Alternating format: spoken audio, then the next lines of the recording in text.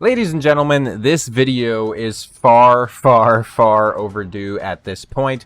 For quite some time, I've been wanting to make a Semrah showcase, a Guild Boss 2 showcase on my account, and show you guys how I walk through it. So the Titanic runes here, of course, if you're not familiar with the name. So I am a free-to-play player, 100% free-to-play. I have not spent a single cent on this game. I hadn't even spent any of the gold currency or whatever it's called, and that's been pretty tough, because there's a lot of really cool skins that come out in the shop that I would love to purchase, like, you know, some of the skins for our healers and whatnot, like Hollow, for example. But this is essentially the heroes that I have on my account, so you can see it is definitely a pretty stacked account.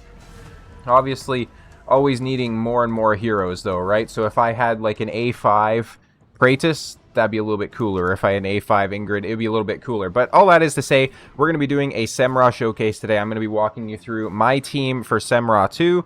Obviously, if you need a team for Semrah 1, you can take the same ideas from this team and then just, you know, kind of switch it over. Now, one thing to talk about real quick. So, world rankings, we have over 490,000 fragments or dragon's blood, whatever this is called, being occurred by, you know, single team compositions. Now, I am a competitive player, but I am not competitive in aspects where it has no benefit to me. So for my Apocalypse 2 team, I strictly just focus on getting to the 120. After that, I'm fine just letting the battle run on its own. I'm not really trying to push and min-max every single little part of this. I'm a lot more willing to push and min-max stuff like, for example, you know, the Immortal Codex, where your actual rankings matter a little bit more because it's going to determine the rewards that you get. But for me, as long as I'm getting this top chest every week, and then preferably as long as my guild is taking it down and I'm getting, you know, the double rewards, essentially, it'll be quite nice. So not double rewards, but, you know, you get to select the extra reward, essentially. So that being said, let's go ahead and hop straight into it here. So this is going to be the team that I use for Semrah 2, and let's walk through it. So we have Torador, Kagiri, we have Arrogance. I forgot his name there for a second. We have Sun Wukong, Pharisee, Praetus, Constance, Tallulah, who I actually made a showcase video about, Elowin, and then Numenera as well, who is a new addition. So Numenera has only been in this team composition for 1 week. Prior to that, it was in it. So if you don't have Numenera, in it is going to be the substitution that you can use. He does the same thing, essentially, just with a lot less damage. So let's go ahead and walk through these heroes. I'm not going to be doing an in-depth, you know, guide to Semrah or anything like that. I'm just going to be talking about a few potential substitutions. So obviously, if you're trying to run an Infernal composition, you could use Wrath as your Lord. He's still going to be a very competent Lord for this faction, albeit, obviously, a little bit weaker than Torador. The thing that's so nice about Torador is he's also bringing CC, so he brings the chance to place a stun, which is absolutely fantastic for the Saw phase. Now, if you don't have a Lord that can do that, you may essentially be stuck bringing in... I'm trying to find her here. There's a fighter that can do it absolutely fantastically. So, where the hell is she? This is kind of the downside to a hero collector like this, where we can't really, you know, put champions in the vault or anything like that. So Helga. Helga is absolutely fantastic for this. She brings a ton of CC to make sure that the Saw phase goes down quickly. If you don't have a Torador that you could stack with a Praetus for the CC stats, you know, you may have to switch it out, because essentially the Praetus button combined with the Sun Wukong combined with a Torador gives me enough stuns to get through that wave. You can also pop Numenera's ult, who will help out with that, so that's kind of a bonus to having Numenera versus Init. Kagiri, pretty straightforward. Kagiri is a buff Dispel champion. There's only one other buff Dispel champion I have on my entire account, which is Lucius, and I just absolutely hate the RNG aspect of his kit. So I essentially just go ahead and use Kagiri instead, who's a lot more consistent. Arrogance is essentially just here for the damage. That's about it. Nothing too special. Sun Wukong, here for the damage, here for a stun, here for just big bursts of DPS to help us get through this. Pharisee is an absolutely fantastic hero because he's bringing AoE damage reduction. So this, combined with the damage reductions that you get from Numenera, is just an absolutely fantastic way of making sure that your team can survive much longer. Pharisee is going to be very hard to replace, in all honesty, if you don't have him. We have Praetus, right? So let me talk about the substitutions here, actually, too. So Kagiri, if you have Lucius, you can use him. I think Vorn is also now a buff Dispelling champion as well. Arrogance, any sort of a big DPS unit in the fighter slot will do there perfectly fine. You just want to make sure they have high enough attack. Sun Wukong, going to be pretty hard to replace in all honesty. He is coming up again as a limited time champion though, so he's going to be guaranteed within 200 summons here in the next couple of weeks. So make sure that you go ahead and summon for him if you don't already have him A5. I have him A5 and I'm still very tempted to summon for him because it's going to guarantee me to get some of the legendary currency that I can spend in the shop. So that's kind of my thoughts on it, but we'll see how it goes. Plus, I have like 4 soul stones in him, so if I get a hero reset book at some point, I can get all those back too if I have an extra Sun Wukong. Pharisee, you really need somebody who's doing AoE damage reduction, especially for Apocalypse 2. So, you know, if you don't have Pharisee, I think Aelin can actually bring in some, but it does take a while for hers to stack up. Pharisee is one of those heroes that is very, very hard to replace these days. There's been people talking about it for quite some time now. So yeah, let's go ahead and take a look at Aelin here. So Aelin, I think it's on her passive. Yeah, allies in range receive 12% less damage. So obviously her damage reduction is significantly worse than Pharisee's, but she's still an option. Praetus is an absolutely fantastic hero. If you don't have Praetus, it's going to be hard to replace him. Again, this is a showcase. This isn't really a guide or a walkthrough for, you know, how to do it. This is just my team composition and some of the thoughts behind it. Any sort of a magic DPS or any sort of like just a piercing DPS could fit into this slot, and then just adjust your expectations accordingly. He's my second highest DPS unit right behind Sun Wukong for context. Constance, if you don't have a Constance, you can bring in a Diao Chan. There's space on the platforms with the setup that I use, so Diao Chan would work perfectly fine. You could also bring in a Dolores, but good luck keeping her alive. Constance is fantastic because she's very good at staying alive, additional healing, as well as the inspiration, of course. Elowen, my Elowen is not awakened. If you have her awakened to the chance where she can remove debuffs with her basic heal, it's going to make this run a lot more consistent and a lot more capable of getting higher scores. Tallulah, I've done an in-depth guide with her at some point. By the way, if you don't have Elowen, another fantastic option is actually going to be Maiden. So Maiden can bring a debuff Dispel, and then obviously Tallulah brings it as well. So both of those are fantastic options, and both of them can be replaced by Maiden if you need. Numerah, like I mentioned, she is, well, first of all, she's a really fucking cool hero. Let's go ahead and admire her for a moment. But she's also bringing essentially attack reduction, so damage reduction on the enemy, which stays up based on how many thorn spikes she's throwing. So generally, we're not really going to want to pop her ult. We just want that to stay up and then, you know, just keep the damage reduction up on the enemy, essentially. So that's the team. That's the composition. Let's go ahead and take a look through the gear real quick. My Toreador is built inside, or he should be built inside morale gear. I'm not entirely sure where his morale piece went. Let's go ahead and see if we can throw one back on him though. Yes, I had to put it on Talon, or that's not Talon, it's Dallin, something like that. You know who it is. So we'll lose some crit rate, we'll lose some, you know, attack, it's whatever. We're gonna go ahead and put him back into the morale piece though. Morale set, going to make it so that everybody else does 4% bonus damage, so absolutely fantastic. These are his stats right here, if you're curious. Very, very tanky boy. Next up, we're going to have Kagiri. So these are Kagiri's stats right here, if you're curious. Pretty decent build on him. Ideally, I'd like to have more attack, though, but it kind of is what it is. We have Arrogance next. This is his build. He's built out inside Soulbound Arcana. He's kind of a place him and forget him sort of hero because he's automatically cycling his ult. Very, very strong build on him. Having more rage regen would be nice, though, obviously, right? That's the one thing to kind of keep in mind across the board. Most of my heroes don't have enough rage regen at this point.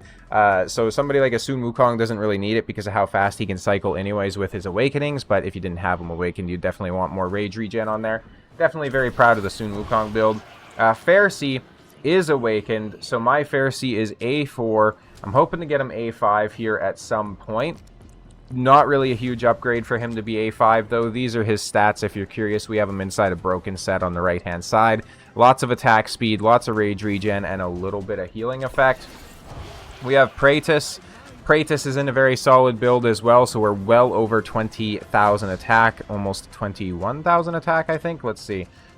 Yeah, 22,285. We have good crit rate, good attack speed, not much crit damage, no rage regen. He's filling his own rage bar pretty effectively, though. Constance, we're really just looking for as much attack as possible and then a little bit of HP on top as well. Not really too worried about attack speed or anything like that, just because she's not going to be, you know, doing damage. We have Elowen.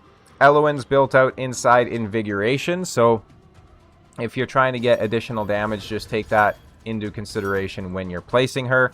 Decent rage regen on her as well, and then obviously we have very good attack speed, and then I actually focused more on HP as opposed to attack there with her.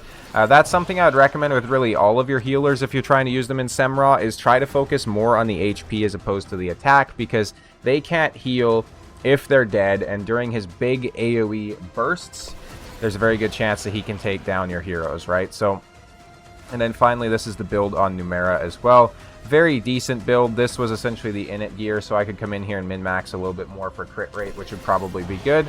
Now, I could do this on an auto fight just to set up, or like to show the placements off the start, but we'll go ahead and do it on manual here. And since I set up the manual, it's actually changed because my Elowen didn't used to be in Invigoration. So first thing we're going to do is we're going to place down our Sun Wukong in this slot here facing to the left. Now, this slot facing to the left is going to ensure that, obviously, first of all, his clones aren't being placed in slots. So this isn't really a factor anymore, because now the clones can just be, you can place over them. But when I set up and when I did this team initially, if you place Sun Wukong and then one of his clones landed over here or something like that, you would then have the issue where you couldn't place another hero there, which could mess up your alts, right? Or your auto, rather.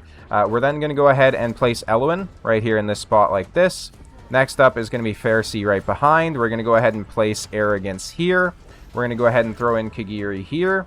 Torador comes up to this slot right here. Constance goes right in between. Numerah comes in down here. Praetus sits right here, and then Tallulah goes right here where she can cover everybody perfectly fine as well. Obviously, you can place Tallulah down one slot if you want. It's kind of personal preference. I'd always placed her up in this slot here because then I would have Init right here. So you can see, if you don't have Numerah, go ahead and place in your Init right here, and you'll be perfectly fine. Now, what we're going to do here is we're just going to go through a few rotations so you can kind of see how this works.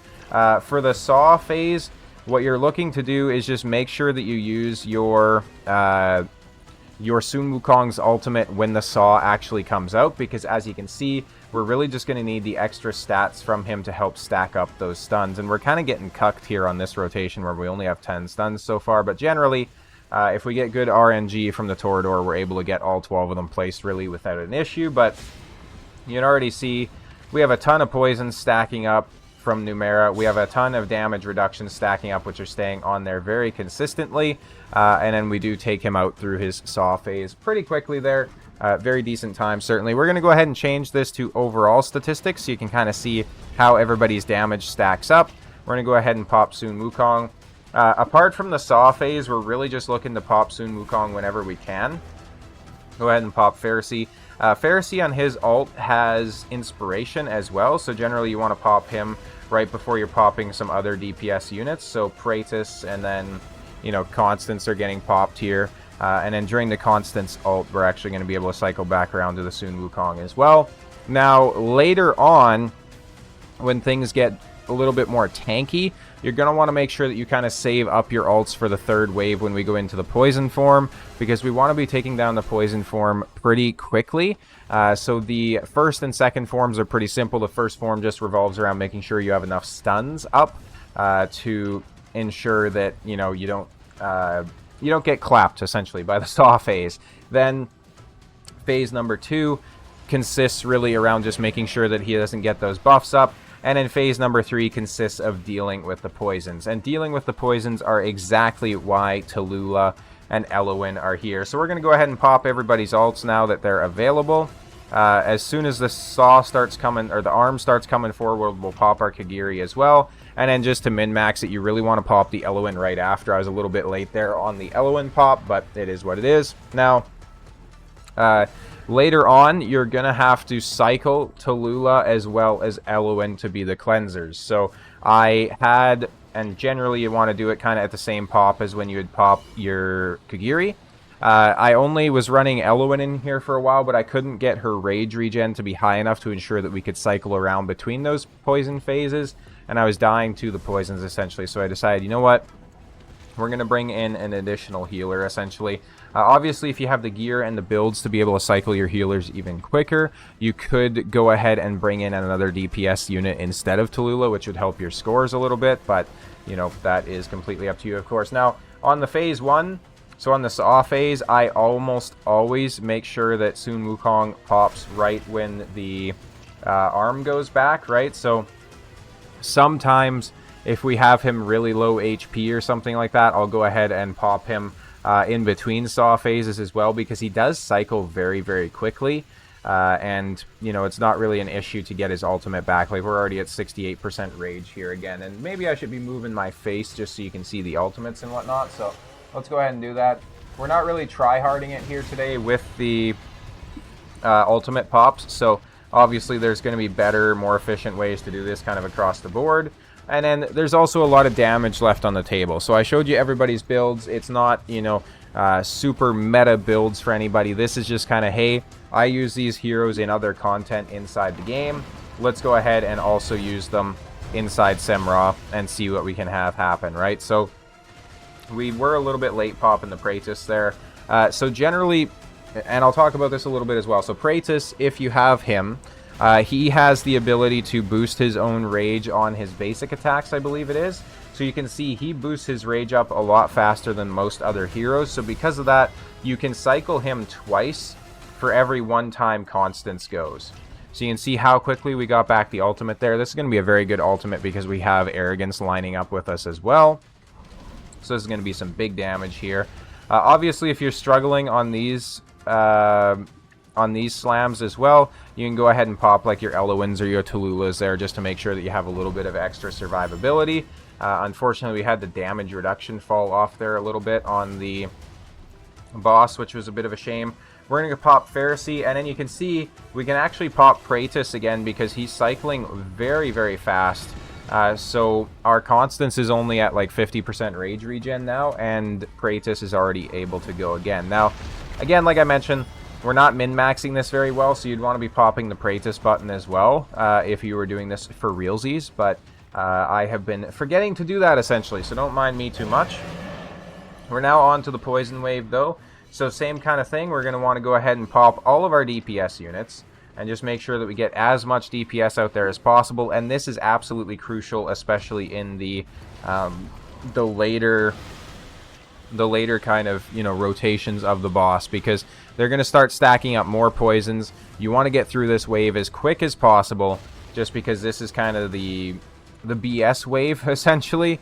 I'm calling them waves. They're not really waves, obviously, but phases. You want to get through this phase as quick as possible because it implements a lot of RNG, and I kind of talk about this all the time inside my content, both Raid Shadow Legends as well as Watcher of Realms, but the longer that you're doing a fight, the more RNG has a chance to screw you, right? So if you think about any sort of wave-based content in Raid Shadow Legends, if you think about any sort of stage content in this, the longer that fight goes on, the more likely it is something's going to go wrong, right? So if you think about, let's say back in the day, a Dolores run, where we didn't have her exclusive gear and she only had like the what was it, 80% chance to refill some of her rage. The longer your fight goes, the more of her ults you're going to be popping, which means there's more chances that that 20% would have procced, and then you would not have what you needed, essentially, right? Because you'd need her to restore that rage, and if that doesn't happen, your run's kind of over. So I hope that makes sense. I need to really think of a better way to explain it, but essentially you want to keep your runs as short as possible while outputting the most damage, or, you know, the highest score possible, whatever you're trying to achieve, right? You want to keep them short, sweet, to the point, clap cheeks in good fashion, right? Okay.